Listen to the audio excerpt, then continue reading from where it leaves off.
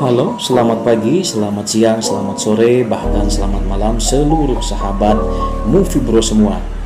Gua doakan semoga kalian baik-baik saja dan gua doakan kalian sehat-sehat saja. Daripada bengong, mager, gak ada arah tujuan mau kemana, mendingan lo pada ikutin alur cerita film yang gue mau ceritakan. Di alur cerita kali ini gue mau menceritakan tentang perjuangan seorang manajer FedEx yang gila kerja, bahkan dia selalu kerja keras. Namun sayang, akhirnya dia harus terdampar di sebuah pulau yang tak berpenghuni di lautan Samudra Pasifik selama 4 tahun. Bayangkan guys, 4 tahun. Wih, sampai-sampai semua rencana hidupnya berantakan, bahkan rencana untuk menikah pun menjadi gagal. Aduh, ngenes banget nih cerita.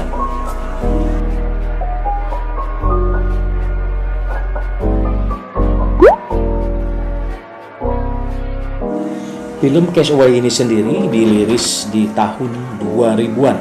Untuk durasi tayang sekitar 2 jam 24 menit. Dan untuk pemeran sudah tak asing lagi, film ini diperankan oleh Tom Hanks dan Helen Hunt dan disutradarai oleh Robert Zemeckis. Adapun genre untuk film ini adalah petualangan dan sedikit mewek. Oke guys, seperti biasa sebelum gue masuk ke alur cerita film ini, jangan lupa untuk subscribe, like, komen, dan share-nya. Pastikan juga kuota aman, posisi Anda nyaman, dan camilan tersedia di samping Anda. Oke guys, sahabat Movie Bro, inilah Castaway.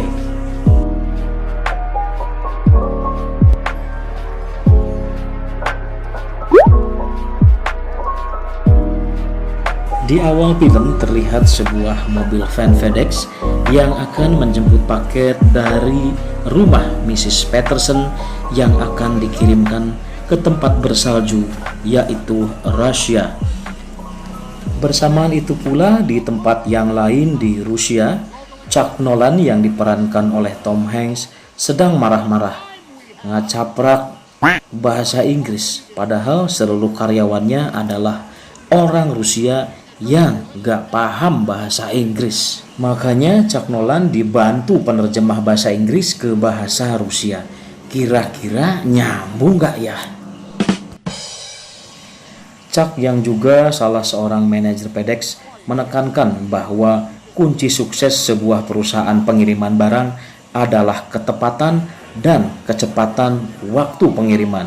Sampai-sampai Chuck sendiri mengirimkan paket dari Amerika ke Rusia yang berisi alarm demi mengecek kecepatan dan ketepatan waktu pengiriman. Alangkah terkejutnya Chuck dengan catatan waktu yang sangat lambat dan mengecewakan. Di waktu yang bersamaan ada sebuah masalah dengan truk pengangkut barang dan akhirnya Chuck beserta seluruh kru FedEx membongkar muatan dan memindahkannya ke pesawat.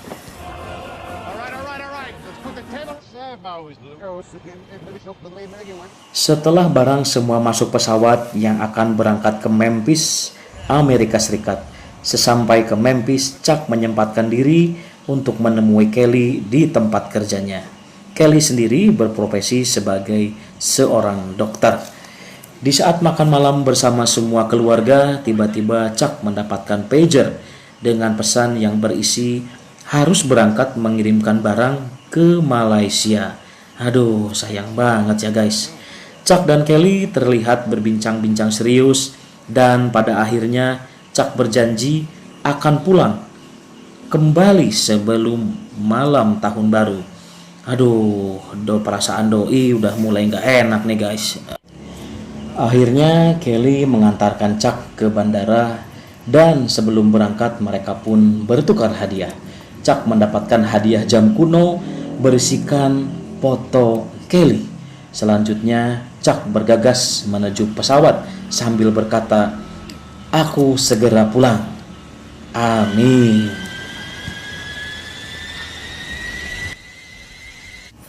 Singkat cerita, ketika Chuck sedang tertidur di pesawat, dia terbangun karena guncangan pesawat yang membuatnya terbangun dan membuat dia mulai khawatir. Dan dia pun langsung menanyakan keadaan cuaca dan posisi pesawat kepada sang kapten.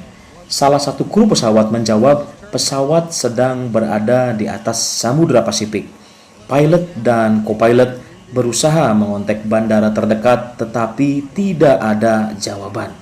Aduh, mulai tegang nih guys. Cuaca pun semakin memburuk. Tiba ketika Chuck sedang berada di kamar mandi, terdengar benturan yang sangat keras yang membuatnya terpelanting dan terbawa angin. Kru pesawat yang memberi Chuck oksigen dan perahu karet memberitahukan kalau pesawat akan jatuh dan mendarat di atas air. Suasana pun semakin menegangkan dan Rariwuh juga panik, tapi Chuck masih bisa mengambil hadiah dari Kelly. Alhamdulillah berat, perjuangan gak sia-sia. Dan akhirnya pesawat pun jatuh dan masuk ke dalam air. Air pun mulai masuk, semua kru panik dan berusaha menyelamatkan diri. Dengan perahu karetnya, Chuck berjuang menyelamatkan diri. Chuck akhirnya berhasil naik ke permukaan air dan melihat seluruh bagian pesawat hancur dan terbakar. Dengan susah payah, Chuck berhasil menaiki perahu karet dan berjuang menghadapi terjangan badai dan ombak yang besar. Setelah semalam berjuang terombang-ambing, akhirnya Chuck selamat dan terdampar di sebuah pulau.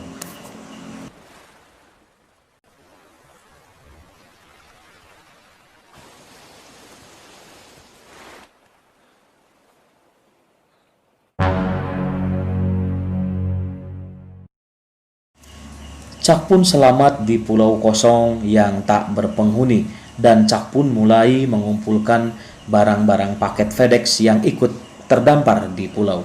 Chuck terus berteriak minta tolong, tapi tidak ada jawaban. Chuck berpikir ini memang benar-benar pulau kosong. Chuck pun mulai bertahan untuk hidup. Chuck pun mulai mengumpulkan kelapa-kelapa yang jatuh, sampai akhirnya dengan usaha yang keras, Chuck bisa membuka kelapa dan meminum airnya.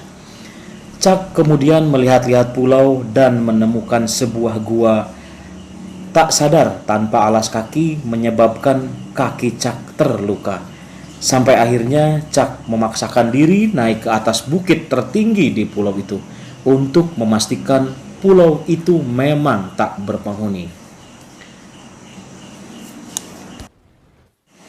Sesaat ketika di atas, pandangan Chuck tertuju pada objek yang mengambang di sisi pantai. Chuck kemudian berlari dan bergegas menuju objek tersebut. Alangkah sedih dan kagetnya, ternyata objek tersebut adalah mayat sang kapten pesawat FedEx yang ia tumpangi. Serem-serem. Akhirnya Chuck berusaha mengambil barang-barang apa saja yang ia bisa gunakan, sepatu, senter, dan lain-lain. Lantas Chuck menguburkan mayat tersebut dan memberinya tulisan sebagai batu nisan.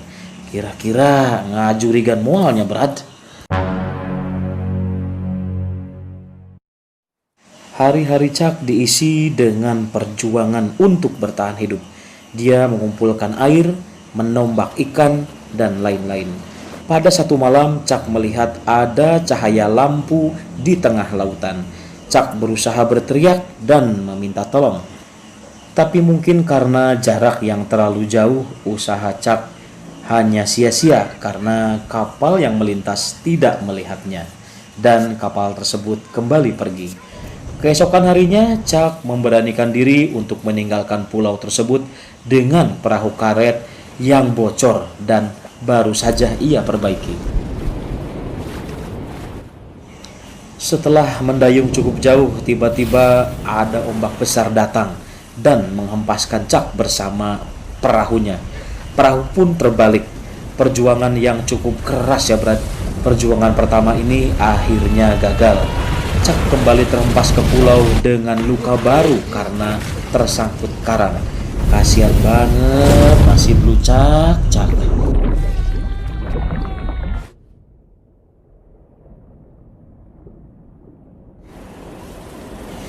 Perjuangan yang sangat keras untuk bertahan hidup di sebuah pulau yang tak berhuni. Kira-kira kalian sanggup gak, Brad? Sampai suatu malam tiba badai besar datang menghantam pulau. Chuck pun berlindung di dalam gua.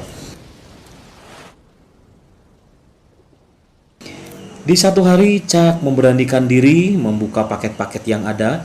Ada bola voli, ada sepatu ice skating yang nantinya bisa ia gunakan untuk membelah kelapa. Ada juga gaun yang nantinya ia gunakan untuk menangkap ikan. Chuck kemudian berusaha untuk membuat api. Seharian dia terus mencoba dan mencoba lagi. Namun selalu gagal dan mengakibatkan tangannya terluka.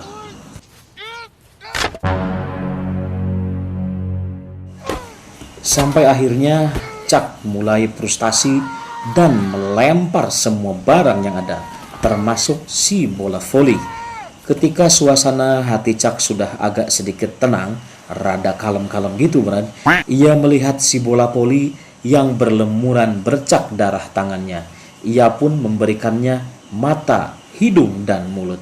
Lucu juga nih, guys.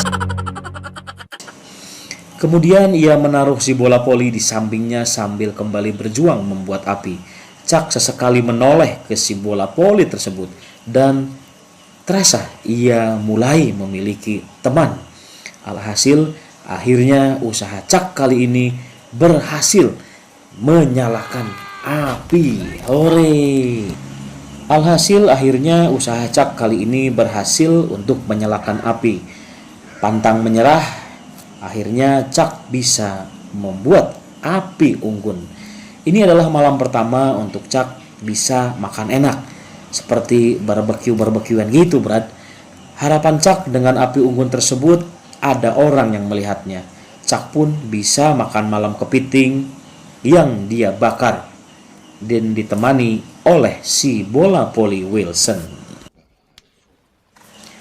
Hari-hari Chuck diisi dengan curhat kepada si Wilson di pulau kosong yang tak berpenghuni. Waktu terus berlalu, hari berganti hari, minggu berganti minggu, bulan berganti bulan, bahkan tahun berganti tahun. Tanpa terasa, sudah 4 tahun Chuck dan Wilson berada di pulau itu. Chuck terlihat kurus, gondrong, tak terurus, dan nampaknya sih kurang gizi juga ya, guys. Chuck terus berpikir tentang cara untuk meninggalkan pulau dan kembali kepada sang kekasih Kelly. Suatu pagi, Chuck terbangun dan menemukan suatu barang di tepi pantai. Setelah melamun dan berpikir, Chuck menyimpulkan bahwa barang tersebut bisa ia gunakan sebagai layar.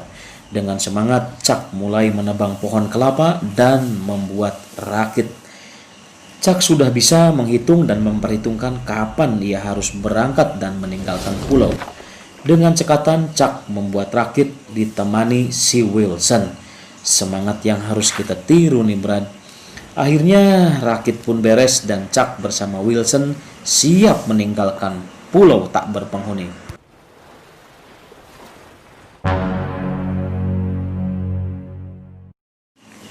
Dengan mendayung, Chuck dan Wilson pun siap menerjang ombak yang paling besar sambil membentangkan layar dan akhirnya berhasil. Dengan wajah sedih, Chuck menatap pulau yang berhasil dia tinggalkan. 4 tahun berjuang sendirian di pulau yang tak berpenghuni. Hari-hari Chuck dan Wilson tentunya belum selesai. Perjuangan lain pun dimulai. Aduh, kapan berakhirnya cobaan ini ya, Brad? Sampai pada suatu malam badai besar datang menerjang rakit mereka dan menghancurkannya. Badai itu pula yang memisahkan Chuck dengan Wilson. Sekuat tenaga, Chuck berusaha meraih Wilson namun gagal.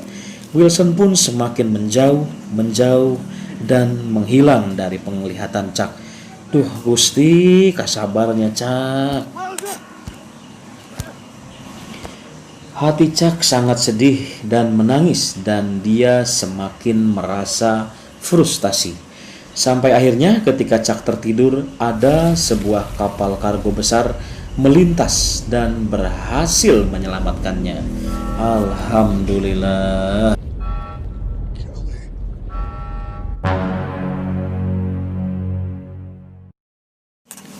Sesaat kemudian, Kelly menerima kabar bahwa Chuck telah ditemukan dan masih hidup. Kaget bercampur sedih nampaknya ya Brad.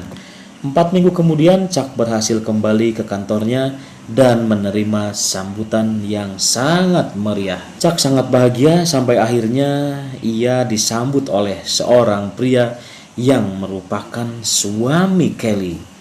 Hancur banget hati Chuck ya Brad. Gak bisa kebayang kalau gue jadi si Chuck ya Brad ya.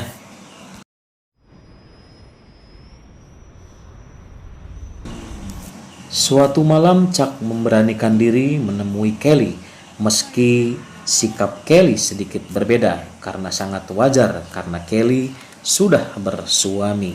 Percakapan pun terjadi antara Chuck dan Kelly dan maksud dan tujuan Chuck datang adalah untuk mengembalikan hadiah Natal yang diberikan oleh Kelly 4 tahun yang lalu. Aduh, tisu mana tisu Brad, makin sedih aja nih nasib si Chuck. No. Setelah itu Chuck pun pergi. Kelly hanya bisa terdiam di depan pintu.